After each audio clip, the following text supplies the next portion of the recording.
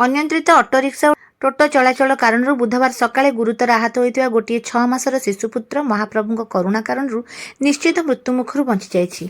एबे पुरी सहर में चली पर्यटन ऋतु। पर्यटक और भक्तों समेत सहर में लक्ष लक्ष गंगासागर यात्री गहली।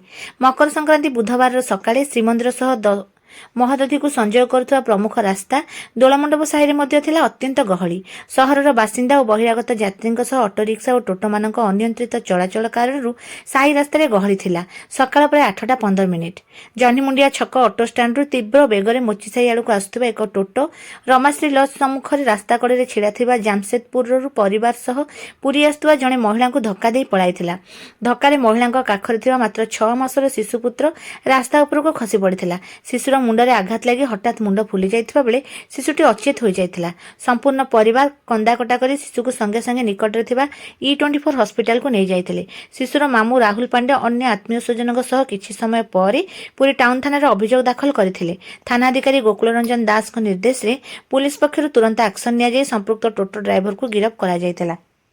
डाक्तर मानक उद्यम शिशुटी होश को आसथिबा बेले से विपदमुक्त थिबा जणा जाइछि। पुरी पुलिस व्यवहार और कार्यानुष्ठान रे जामशेदपुर संपृक्त परिवार संतुष्ट होइतिले मध्य आउ अधिक बुलाबुली न करी तुरंत ट्रेन जोगे फेरी जाइतिले।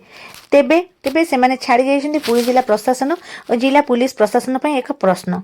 सहरर प्रमुख रास्ता मानकर अटो टोटो तेबे एपरि अनियंत्रित भावे चलिबा पछर खलनायक किए?